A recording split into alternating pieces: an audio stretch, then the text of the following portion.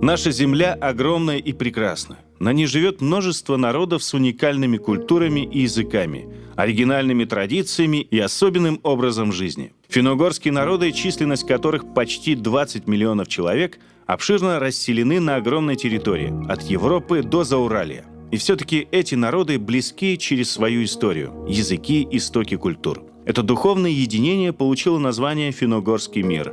Что это за мир?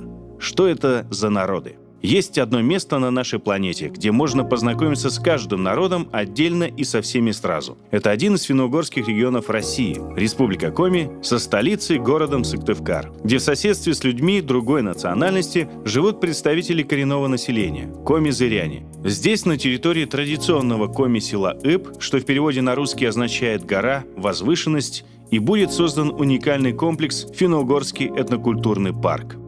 Иб – старинное село с 400-летней историей, протянувшееся по удивительному красивому высокому берегу северной таежной реки Сысолы. Дома традиционной коми-архитектуры живописно разбросаны по 7 холмам. Жители села бережно хранят свою историю и традиции. Именно поэтому оно и было избрано местом создания парка. Давайте совершим виртуальное путешествие в мир, созданный руками художников и дизайнеров. Финно-угорский парк – это целая страна. Подъезжая к воротам парка, мы видим, что он представляет собой целый комплекс зданий и сооружений, выполненных в традиционном стиле. Вот ворота и здания с башнями. Они словно стеной отделяют территорию парка. Как древняя крепость, огораживающая деревни чудских племен. Остроконечные крыши увенчаны символикой финно-угорского мира, двумя переплетенными латинскими буквами – F-U.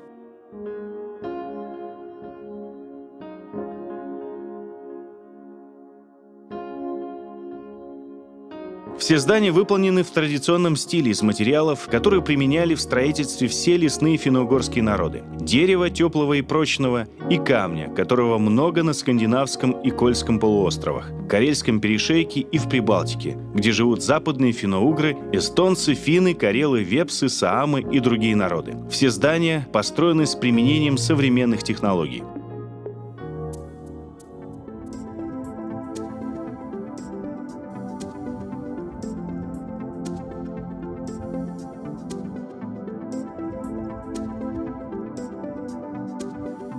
Сразу за воротами, напротив входа, внимание притягивают здания со стеклянными куполами, своими очертаниями напоминающие древнее жилище оленеводов – чум. Это главное здание всего комплекса – концертно-выставочный центр. В разные стороны от входа бегут дорожки. На каждой из них можно встретить очень много интересного и познавательного. Вот одна из скульптур – магический круг. Это древний промысловый календарь коми-охотника, на котором отражены месяцы года и породы зверя, которого можно добывать в это время. Уникальная находка коми-археологов, ставшая фактически символом этнической самобытности коми-народа.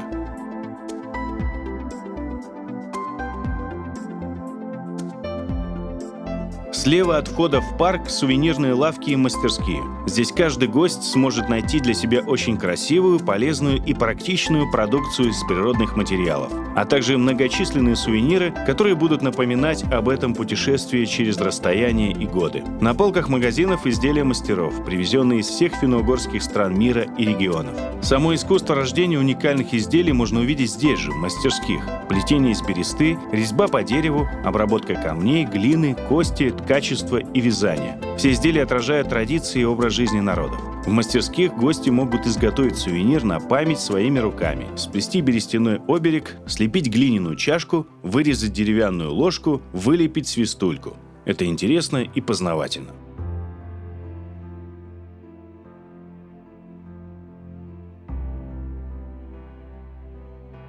У входа в мастерские гостей встречает деревянный конь с гривой из орнамента из сбруи и солярных знаков. Это изделие мордовских мастеров.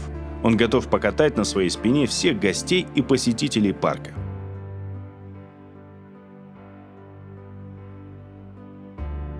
Дорожки ведут дальше. На одной из них панно коми-художника Василия Игнатова, на котором отражена сцена из легенды о грозном богатыре Кортайке, перегородившем великую северную реку Вычегду и собиравшего дань с коми-зырян. Сцена отражает праздник народа, одержавшего победу над злым богатырем. Эта тропинка ведет к административным зданиям, где трудятся творческие коллективы людей, обеспечивающих работу всего комплекса.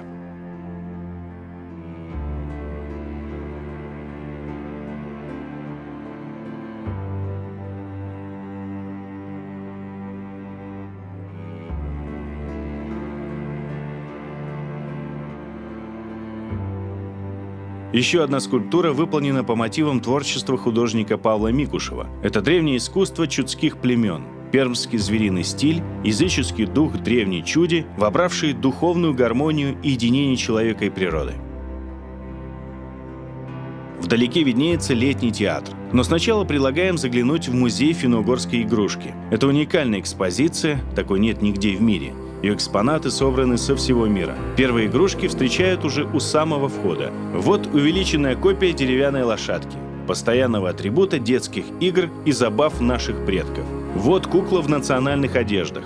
В такие наряжали своих кукол много лет назад наши бабушки и прабабушки. Концепция музея необычная и одинаково интересна и взрослым, и детям. Через детскую игрушку мы можем больше узнать о жизни, быте, истории и культуре каждого из финно-угорских народов.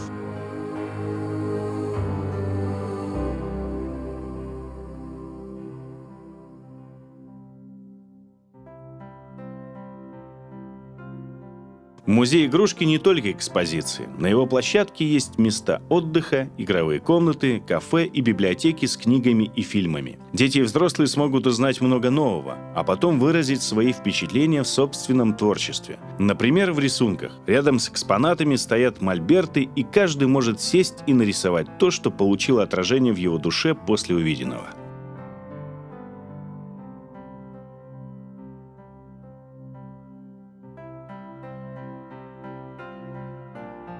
Другая дорожка ведет нас к летнему театру, сцена которого также выполнена в виде чума. На открытом воздухе музыка и песни далеко разносятся по ипским просторам над рекой Сысолой, уносясь к горизонтам Пармы.